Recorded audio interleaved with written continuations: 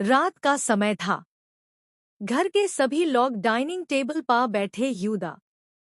बाहर तेज हवा चल रही थी और आसमां में बादल गरज रहे थे। घर का माहौल आम दिनों की तरह शांत नजर आ रहा था, लेकिन किसी को अंदाजा नहीं था कि कुछ ही देर में एक ऐसा सच सामने आने वाला है जो सबकी जिंदगी बदल देगा। आरव अपने कमरे में बैठा पुरानी तस्वीरें देख रहा था। उसकी नज़र एक पुरानी फैमिली फोटो पर जाकर रुक गई। तस्वीर में सब लोग मुस्कुराते हुए नजर आ रहे थे, लेकिन एक चेहरा ऐसा था जिसे देखकर आरव के मन में कई सवाल उठने लगे। ये वही चेहरा था जिसके बारे में घर में कभी खुलकर बात नहीं होती थी। अगले दिन सुबह आरव ने अपनी माँ से उस तस्वीर के बारे में पूछा।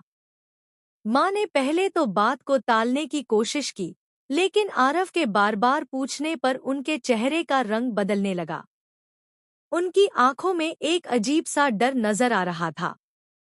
आरव समझ गया कि बात बहुत गहरी है। दिन भर आरव के मन में वही सवाल घूमता रहा। आखिर ऐसा क्या था जो इतने सालों से सबसे छुपाया गया था? शाम को जब सब लोग घर लौट आए, तब उसने फैसला किया कि वो सच जान कर ही रहेगा। उस रात आरव ने स्टोर रूम की पुरानी अलमारी खोल दी। अलमारी में रखे कागजों के बीच एक पुरानी फाइल मिली। फाइल पा धूल जामी हुई थी और लग रहा था जैसे सालों से किसी ने उसे छुआ तक ना हो। आरव ने जैसे ही फाइल खोली, उसके होश उड़ गए। फाइल के अंदर कुछ पुराने दस्तावेज और एक चिट्ठी थी। चिट्ठी पढ़ते ही आरव के पैरों टेल जमीन खिसक गई।